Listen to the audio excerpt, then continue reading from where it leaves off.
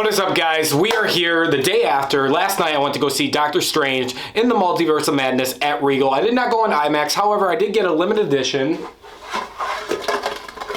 popcorn cup. Pretty cool. It's actually made out of tin. Doctor Strange Multiverse of Madness and America Chavez cup. I wanted the Strange cup, but it is what it is. But guys, I'm here to talk about Doctor Strange in the Multiverse of Madness. Now, I can't talk about this film. The only way I can dive into it with spoilers, and that's how we're going to do it. So, spoilers for Multiverse of Madness if you haven't seen it yet. I just saw a bird fly out. But let's get into it. I want to talk about the characters first. I love Benedict Cumberbatch and Elizabeth Olsen in this film. They bring their A game to these characters that they own. I have to say that, in my opinion, Benedict is the new anchor of the MCU. After watching this film, I always thought he was too. I always wanted Doctor Strange to be the leader after Tony is gone. And I really hope we do get that down the line. I really enjoy Benedict Cumberbatch. He's like the veteran, but he's a badass. And I love him in this film. And his character is all there. As for Wanda, as we figured, she is the villain in the film for the most part, and or Scarlet Witch. And I thought she did a phenomenal job, a great performance. I really did. I really think Elizabeth Olsen did a great job. Now, I'm not a big fan of the character Wanda Maximoff. I really wasn't ever. WandaVision won me over for the most part. But overall, as a villain and her motivation, just wanting to see her kids that really don't exist, it was a good motivation. Wong's in the film, and he's Wong, and he's awesome and fucking funny and a badass. Now, one of the standouts in the film is actually, let's talk about America Chavez. This is the first time I've ever was introduced to her, never heard of her from the comics or anything like that, and I loved her character a lot. She's kind of like a teenager, like 20, 21 years old, but right as soon as she's on screen, she's awesome, and I really thought she was a badass, and I really want to see more of her in the future. Her character, her cool powers of traveling from multiverse to multiverse when she gets scared, and then at the end of the film learns how to harness them, thought that was cool as well.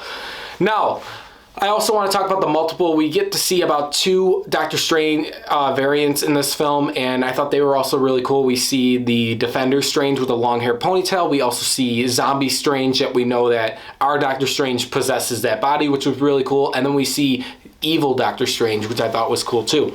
Now, we know the film is directed by Sam Raimi, and he directed, obviously, the Spider-Man films, Tobey Maguire films, Evil Dead. He's known for horror, right? And let me just say that he made his stamp in this film. This is probably the scariest, horrorist MCU film ever. It really is. Very bloody. There's a lot of elements that are creepy, scary, jump scares that really do work well in this film. Now, credited where credit is due, Danny Elfman scored this film, and you know how I feel about Danny Elfman, and I thought he did actually a great job. And that's about another thing I did want to say, actually, before we get into it, is the visuals, the CGI, they look really good. There's a couple parts with the CGI where it kind of looks like a green screen that they're just standing in front of, like the room, but overall the visuals, like I said, the horror elements, it's beautiful. The cinematography was really good. But let's get into what I didn't like about this film. Yes, there is a bunch of things that I didn't like, and it's mainly from story, and some I can blame myself. Doctor Strange in the Multiverse of Madness, it's a good movie. It really is. I enjoyed it. I was entertained, but it's not a great film.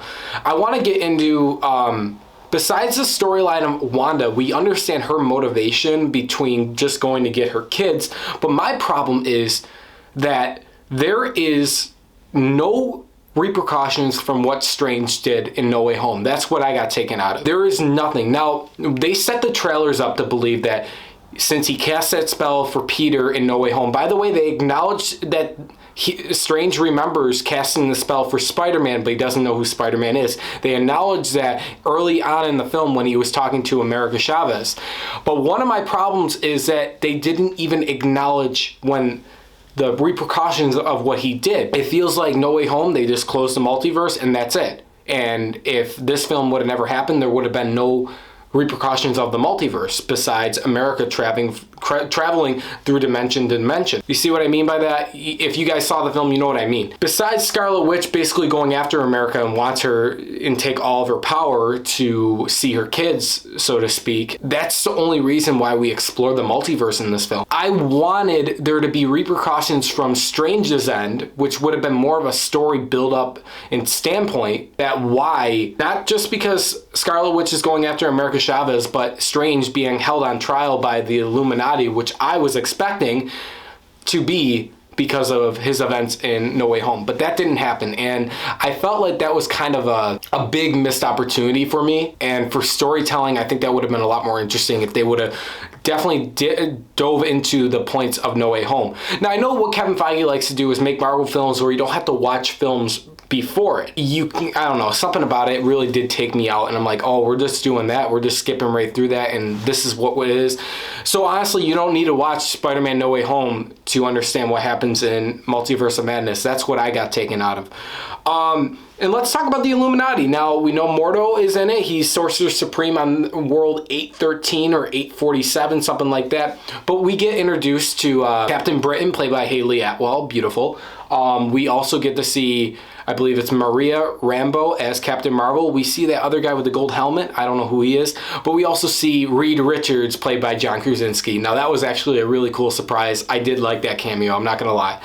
But we also get to see, which I love the most, I thought was the best for a cameo, was Professor Xavier, Patrick Stewart. But this gets into my, you know the saying, don't let speculation become expectation. I had high expectations going into this film. We didn't see a lot of things that I was expecting to see, like Tom Cruise as an Iron Man variant or a Doctor Strange variant. We didn't see that. We didn't see anything new with Captain America, anything really to do with X-Men, nothing really that much to see. And the cameos, they really just showed in the trailer. And that really took me out of the film. It really felt underwhelming, to say the least. And it could be my fault for expecting too much, and that's whatever, but they showed it in the trailers, and I think it would have been better if they didn't show it in the trailers. That's my opinion. And these cameos were just, hey, you know them, and then they just die right after. Wanda brutally kills all these fuckers. I'm serious. She literally snaps Professor X's fucking neck. That was crazy. But that's my thing, is that you have these characters and there's no really reason for them to being there. It's just for fan service cameo, but it was a cash grab cameo, if that makes sense. If you look at No Way Home, you have all these cool villains, right? You have Green Goblin, Electro, Doc Ock, and then you have the two Spider-Man come in too, and the reason of them being there to serve the plot.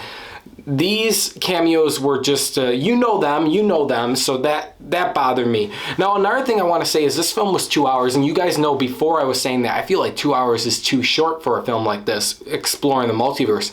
I honestly think it could have been cut down a little bit. It really dragged in the beginning of the second act for me personally, and you could have cut like maybe 10 or 15 minutes off and made this an easy hour and 45-minute film. And I can't believe I'm saying that when we're traveling through the multiverse of madness. That's something I cannot believe. But guys, to sum up the ending, as we know, Scarlet Witch is basically chasing after America Chavez, but at the end, Strange uses the Darkhold, and Wanda sacrifices herself from the big catastrophe that she created. Which, another thing I want to say is you need to watch WandaVision in order to know how she became Scarlet Witch. Kevin Feige used to say that, oh, these Disney Plus shows, you won't need to watch them to understand the MCU films. No, you really kind of fucking have to. So he kind of off on that statement, I hate to say. But another thing was weird too is we didn't even get a cameo or anything hinting towards Vision existing. I know he's dead, but like, we didn't even see him at all, which is weird because he's a big part of her, or even Quicksilver. That's why I'm saying very underwhelming for this film, I'm not gonna lie. But we know that Wanda sacrifices herself. She realized she did a lot of wrong, and what happens is I think she's probably not dead, and Strange gets his third eye right on his forehead. Now, the after credit scenes, by the way, I love the Bruce Campbell cameo. I did like that, I have to say. He's in every Sam Raimi film. I love him. He's awesome. He's just awesome. But in the after credit scene, we see Charlize Theron playing some kind of character that I have no clue. Guys, let me know in the comments below who she's playing. And she's asking Strange for help. And he has his third eye pop out and he flies into the portal. Now, that's the film. And I know I seem like I'm hating on the film a lot. I enjoyed it. there's a lot of elements that I really enjoyed about this film. Like I said, I like the score. I love the characters in this film. Wanda, Strange, America Chavez, they're all incredible characters and they were done well. I love the visuals, the horror elements, the action, the CGI, that's all there. It's the story and the cameos that were underwhelming. The story really lacked for me. I really wanted to see some we got good story elements for Wanda's motivation. Like I said, we hear about Westview, what she created in that. But I really wanted Strange to suffer some kind of consequences for opening the multiverse in No Way Home. Even though he closed it, it could have been cool to like, oh, you're on trial for you shouldn't have done this. Something like that. We didn't really get that at all. We got the trial, which was basically he's too powerful, more powerful than Scarlet Witch, which leads me to believe is inaccurate. But we know Scarlet Witch is probably not dead. Nobody stays dead in the Marvel Cinematic Universe. Come on, let's face it. I'm curious to see what they do with the X-Men and the Fantastic Four, because they really did not set them up whatsoever in this film, but it makes me to believe that they do exist on the Marvel Cinematic Universe Earth 613, I believe it was called. By the way, Rachel McAdams is in the film. I didn't even get to talk about her. I really liked her character a lot more in the first Doctor Strange. I really did.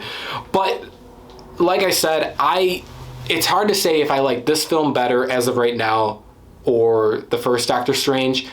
I think I am leaning towards the first Doctor Strange more. I will watch this film again once it comes out on 4K. I'm not going to go see it again. And then maybe I'll have a different... I'm not going to make that statement yet. But right now, I rate overall Doctor Strange Multiverse in the Multiverse of Madness. I'm giving it a 7.5 out of 10. I enjoyed it. There's a lot of elements I enjoyed, but there's a lot of elements I didn't enjoy. It's a good sequel, but I'm not saying if it's better than the first, because I really, really love the first Doctor Strange film. But guys, I'm assuming you saw Doctor Strange in the Multiverse of Madness. Did you guys enjoy it like me? Thanks for watching. Subscribe for more, and I will see you guys in the next one. Bye, guys.